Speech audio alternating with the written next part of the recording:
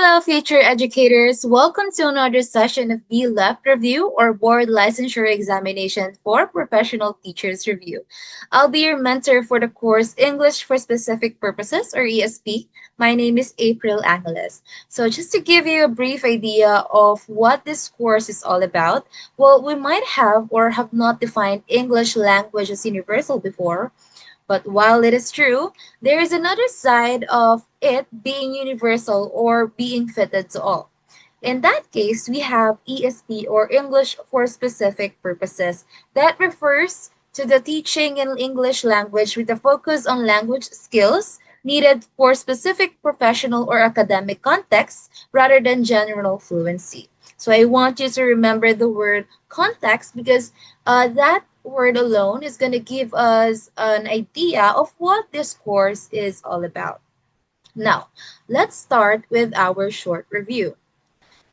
For the number one, what best describes English for specific purposes or ESP? So we have A, teaching grammar through classic literature, B, English instruction tailored to specific learner needs for study or work, C, teaching English through immersion in native speaking countries, or letter D, a method of teaching pronunciation exclusively. So I'll give you a few seconds to answer. Okay, so the correct answer is letter B. So why letter B is the correct answer? So ESP is an approach that focuses on the learner's specific goals, whether occupational or academic, as stated in Hutchinson and Waters in 1987. So let's talk about why letter A, C, and D are incorrect. So letter A is incorrect because literature is not ESP's main concern. Letter C, immersion is a separate language acquisition method. And letter D, ESP may include pronunciation but is not limited to it. So I hope you got uh, the correct answer. The number two, what historical and social factors contributed to the emergence of ESP as a distinct field of study? A, the popularity of English novels and poetry. B, the growth of global communication and specialized professions. C, the demand for translation of ancient texts. And letter D, the spread of English through colonization only. So have few seconds to answer.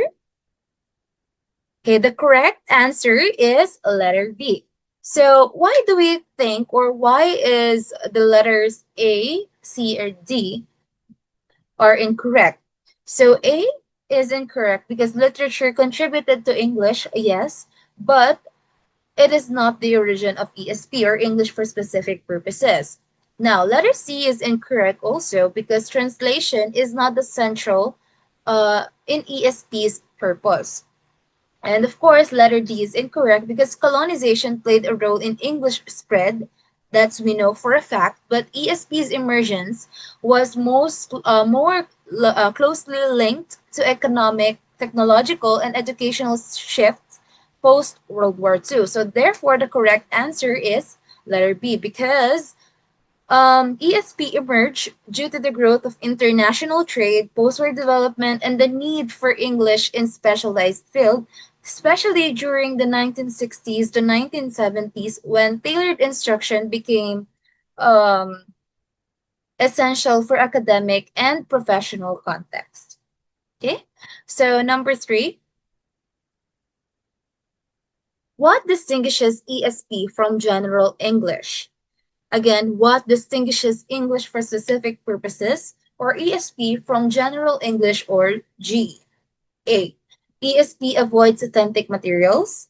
B, ESP follows a fixed curriculum for all learners. C, ESP is focused on specific contexts like engineering or medicine. Letter D, ESP does not use needs analysis. Okay, so have few seconds to answer. Okay, so the correct answer is letter C. So letter A is incorrect because ESP emphasizes authentic materials. Letter B, ESP courses are customizable and not fixed. And letter D, needs analysis is a key feature of ESP.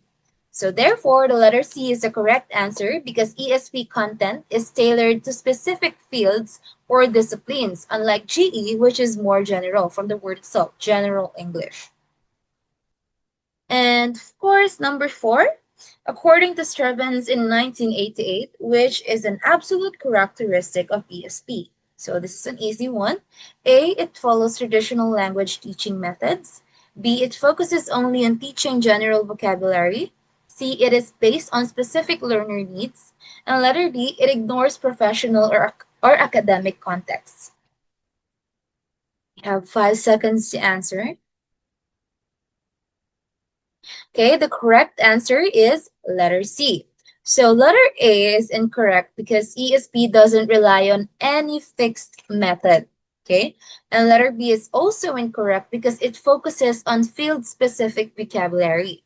And letter D is incorrect also because contextual use is the central or the main purpose of the course ESP. So therefore, letter C is the correct answer because Strevens' absolute characteristics include tailoring ESP to specific learner needs and content areas. Now, we're on to the half of this review. Number 5, why is needs analysis essential in designing an ESP course? Letter A, it removes the need for teachers. Letter B, it identifies the specific context in which English will be used. Letter C, it ensures all students learn the same things. And D, it helps in selecting literature text.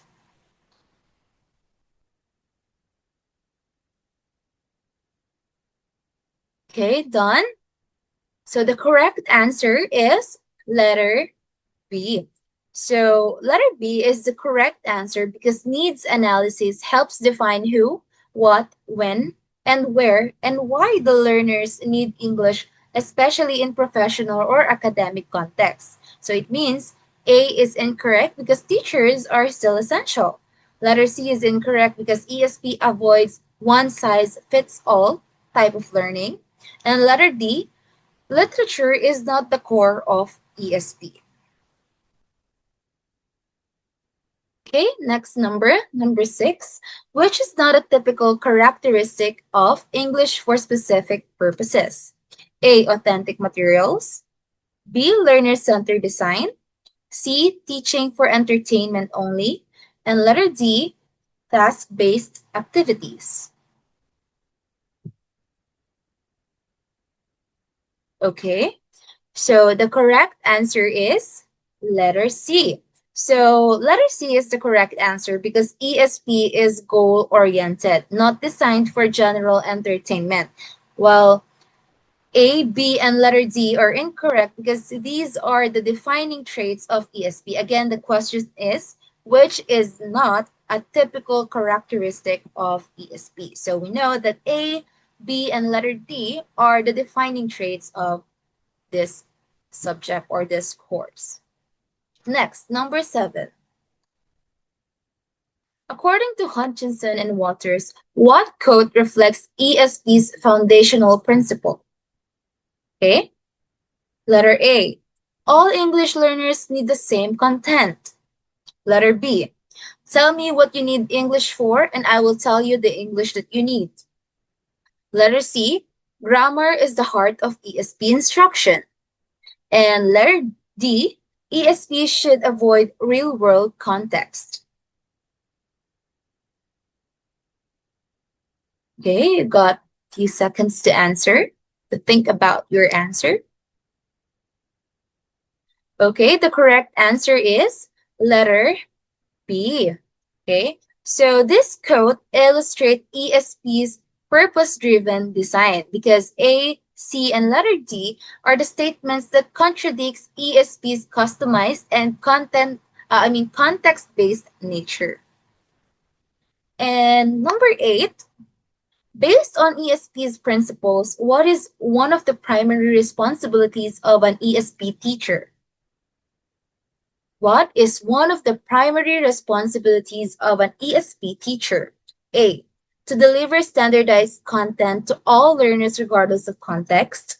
B, to use only grammar-based instruction and drills. C, to analyze learner needs and tailor language instruction to specific purposes. And letter D, to ensure learners memorize vocabulary lists out of the context. You have a few seconds to answer. Okay, the answer is letter C. So A is incorrect because ESP is not standardized. It is and must be customized. And letter B is incorrect because grammar may be included, but ESP focuses on real language used in context. And D, vocabulary learning is contextual and purpose driven, not rote. So when we say rote, it means or rote learning, it means it is a method of memorizing information through repetition and without necessarily understanding its meaning or context. Okay, so that is not the answer. Therefore, the correct answer is letter C. So the teacher in ESP plays an active role as a course designer, conducting a needs analysis and customizing materials and methods to suit the learner's specific academic or occupational goals. And on to the next number, we have number 9. What does the word specific in English for specific purposes mean? A, for fun or entertainment only. B, for one topic, job, or purpose. C, for teaching children only. And D, for all kinds of English learning. Okay, this one's easy one. The correct answer is letter B. So specific means that ESP focuses on one clear goal, such as English for nurses, engineers, or students, or educators or teachers in a certain subject. So A, C, and D are incorrect because ESP is not mainly for entertainment, of course. And ESP is used with various age groups, not just children. And letter D, ESP is not general. It has a special and specific focus or purpose. Now, moving on to the last number, which theory underpins the idea that ESP courses should adapt to learners' needs and environments? A, behaviorist theory. B, constructivist theory. C, structuralist theory. Or letter D, literary theory.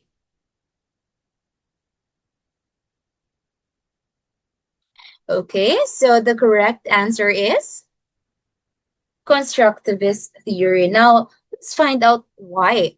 So, constructivism emphasizes learning as contextual and learner driven, a foundation for ESP's adaptability. While in letter A, it focuses on conditioning, not learner specific adaptation.